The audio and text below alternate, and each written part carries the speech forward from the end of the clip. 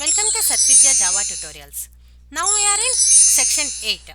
In this lesson, we are going to talk about generic interfaces. Like a generic class, we can also define generic interfaces and the syntax almost looks like the same. After interface name, we are going to define our generic types and we can give the definition of all the methods that are available in our interface. Now let's go to the Eclipse and look at an example.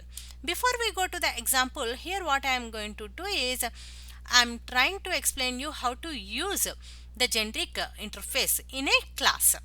For example, here I have a generic interface with parameters t and u, and I am trying to use it in a non-generic class. Immediately what happens, it is going to produce an error by saying t and u are not a type. So here if you observe here, what you can see here, it is saying you don't have t and u as a generic type. So we cannot t and u is not recognized as a type.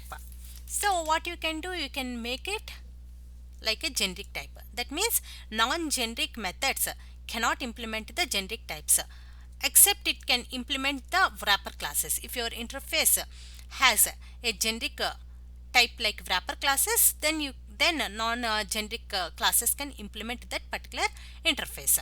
So here I have using t and u, everything goes good, and here you must and should declare all the parameters. For suppose if you are defining only t, then also it produces an error and says u is not a type.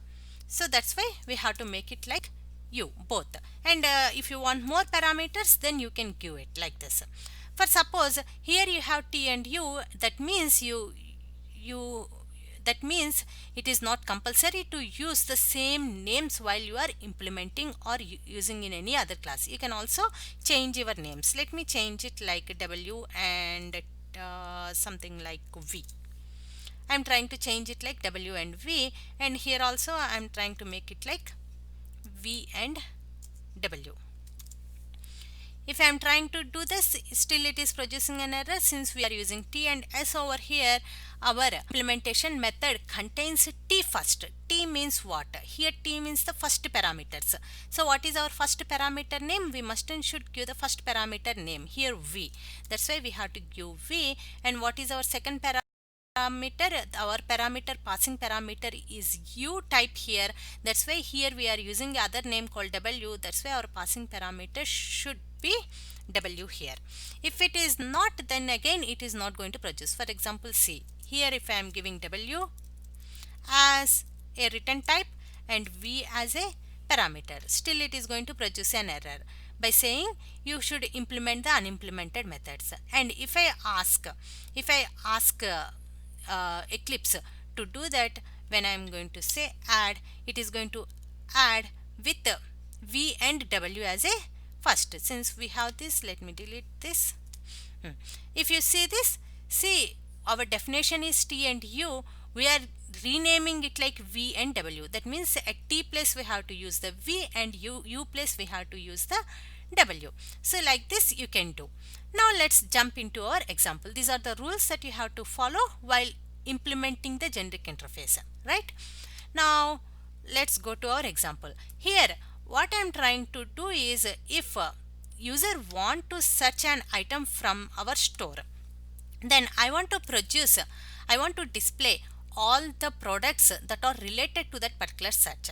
So I am trying to write a program for particular concept. So what I am going to do here is I am going to declare an interface with two parameters, where one of my parameter extends the my generic demo, because all my store details etc. I am going to store it in my generic demo.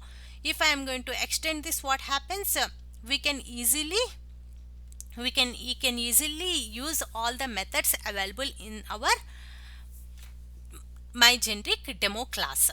So that's why I'm extending this in my interface.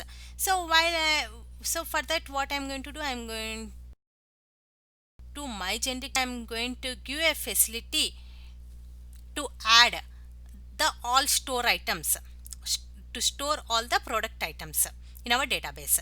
So what I am doing for that, I am going to declare one variable called hash table. hash table contains here two parameters. One is for key and one is for value. So I want to give the key and value binding in my hash table. It acts like a map. So since I have declared my variable, and I am also declaring getter and setter methods to use it.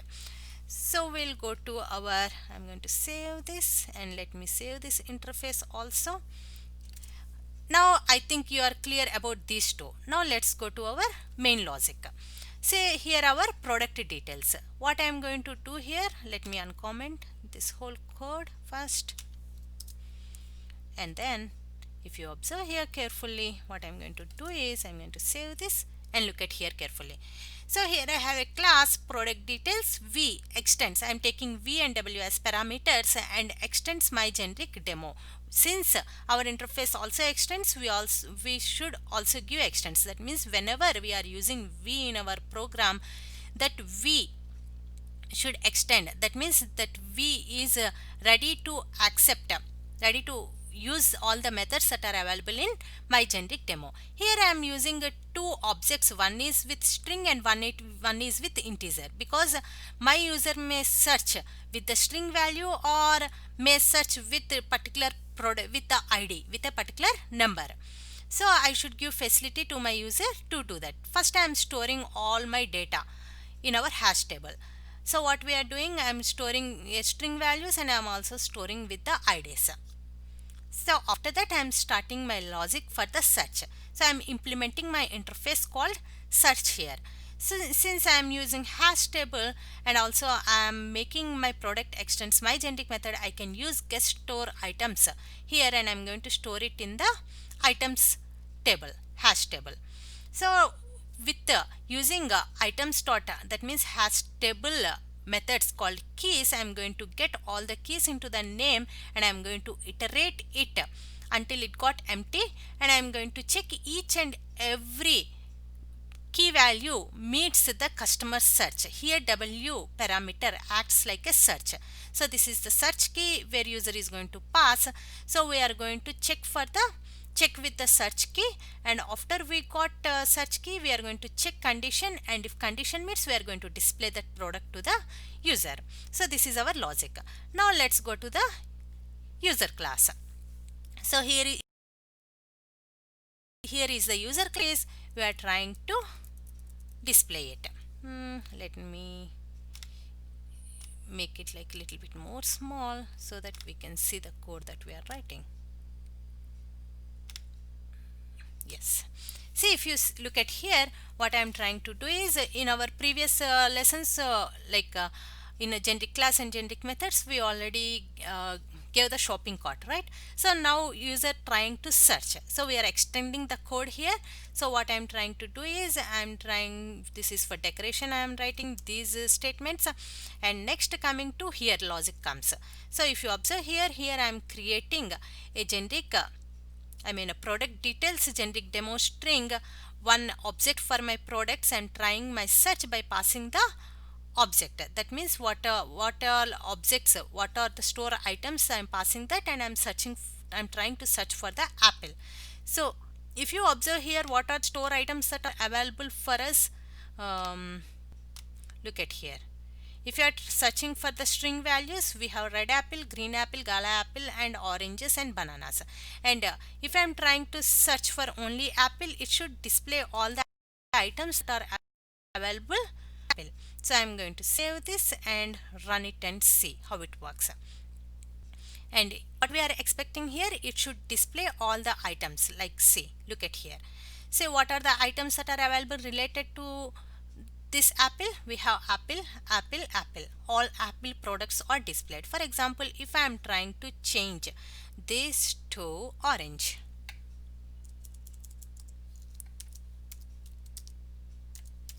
like this. Now save this and run it again and see. Now what we are expecting to display all the items that are available with the search called orange. When you are trying to do that, we can see only orange items in the search. So for example, if user want to give with the ID. That means he want to search only particular product because he like that product, he may want to search only with the ID. In such cases also, since our methods are generic, here I am creating one more method with integer passing instead of string. So I am passing an integer with a particular ID. So what is our ID here? 100336, which is of price 1.7 we are giving. So I am going to save this and run it. So if you run it, what happens? It is going to give you the price of that particular ID product. So like this you can search with the ID or the string. So this is all about how you can use the generic interfaces. So now let's brush up our rules that we have to follow while using interface. Normal classes cannot implement the generic interfaces, excluding the interface whose parameters is wrapper class. If the interface parameters are wrapper classes, then normal classes can implement the generic interface. And while implementing, what we have to be careful, all the parameters that are defined in the generic interfaces must and should present in the generic class. So follow these rules while implementing the generic interface. Now we'll keep continue with our generic concepts in our next class, so don't miss it. Keep watching. If you like this video, please like and share to our friends who want to learn Java from basics, and please don't forget to subscribe. And for notes, please visit www.it.sathvidya.com.